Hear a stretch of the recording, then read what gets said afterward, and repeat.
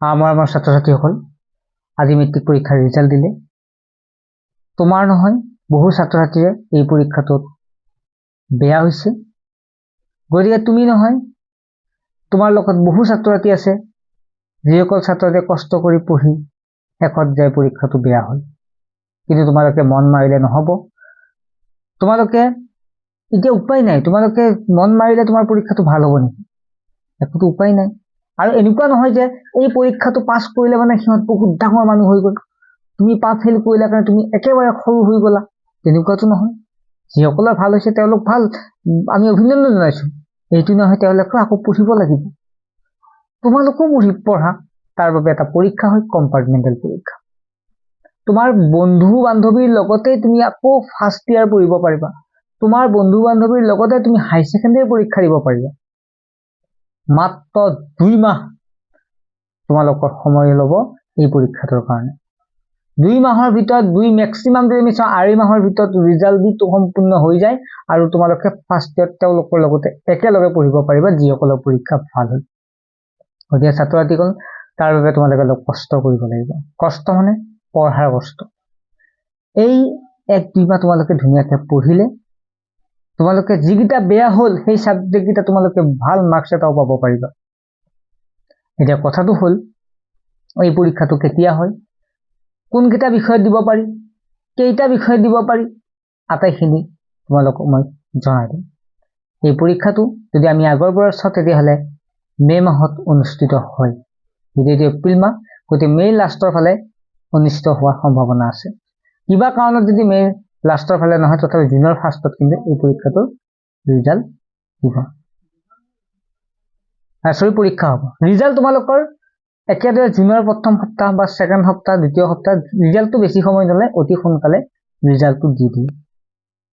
গতিকে ছাত্ৰ ছাত্ৰীসকল তোমালোকে মন মাৰিবলগীয়া একো নাই, তোমালোকে এই পৰীক্ষাটো দিব পাৰি। কেইটা বিষয়ত যদি আমি আগে পিছে চাওঁ তেতিয়াহ'লে মেক্সিমাম 3টা বিষয়ত এই হেৰিটো দিব পাৰে, এই পৰীক্ষাটো দিব পাৰে। কোনো বিষয় নহয়, অসমীয়াটো দিব পাৰিবা, ইংৰাজীটো দিব পাৰিবা, তোমাৰ যিটো 3টা ছাবজেক্ট বেয়া হৈছে সেই 3টাত দিব। কাৰোবাৰ যদি এটাত বেয়া হৈছে তেওঁ দিব পাৰিব, কাৰোবাৰ যদি 2টাত বেয়া হৈছে তেওঁ দিব পাৰে, আৰু কাৰোবাৰ 3টাও বেয়া হৈছে তথাপিতো দিব পাৰে। অফিচিয়েল নটিফিকেশ্যন অতি সোনকালে আহিব। আহিলে মই জনাই দিম। এপ্লিকেশ্যন ফিজ কিবা এটা পেমেণ্ট কৰিব লাগে, একে মিনিমাম এটা, সেইটো কৰিলে তোমালোকে ধুনীয়াকৈ পৰীক্ষাটো দিব পাৰিবা আৰু পৰীক্ষাটো দি ধুনীয়াকৈ তোমালোকে পাছ কৰিব পাৰিবা। আৰু আগৰ দৰে তোমালোকে বাকী লোকবিলাকৰ লগত, বন্ধু বান্ধৱীসকলৰ লগত তোমালোকে কলেজ যাব পাৰিবা। এবছৰ পঢ়িব নালাগে, ঠিক আছে? তোমাৰ বছৰটো মিছে নহয়, তুমি আগৰ দৰেই তুমি কলেজ যাব পাৰিবা। গতিকে তাৰ বাবে তোমালোকে কষ্ট কৰিব লাগিব, এইকেইদিন ধৈৰ্য ধৰিব লাগিব, মন বেয়া কৰি থাকিলে নহ'ব, সাহস গোটাব লাগিব। কিছুমান ল'ৰা ছোৱালী এনেকুৱা হৈছে লেটাৰ লৈ ফাৰ্ষ্ট ডিভিজনৰ মাৰ্কছ পাই 1 বা 2টাত বেয়া হৈছে। তেনেকুৱা ছাত্ৰ ছাত্ৰীয়েও মন বেয়া কৰিবলগীয়া একো নাই, তেওঁলোকে উদ্যমেৰে ভালদৰে পঢ়ি এই পৰীক্ষাটো পাছ কৰিব চেষ্টা কৰিব লাগে।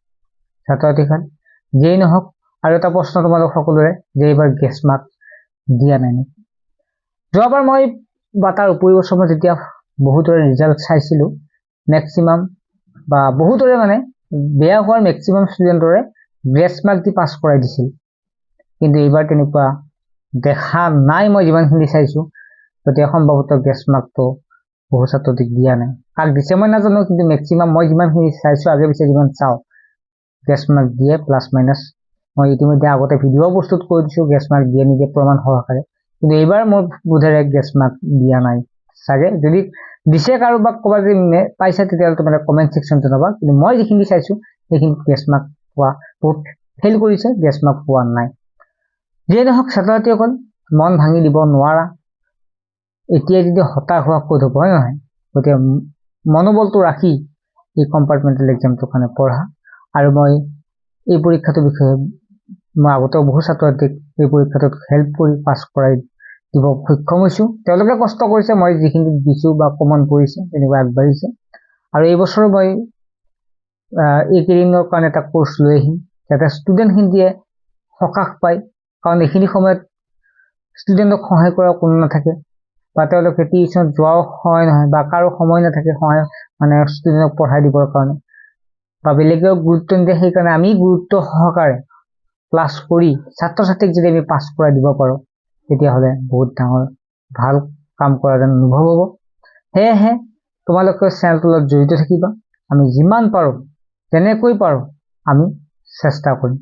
ঠিক আছে, আমি পিছত ভিডিঅ'ৰ জৰিয়তে বাকী ডিটেইলছ আলোচনা কৰিম। বাই।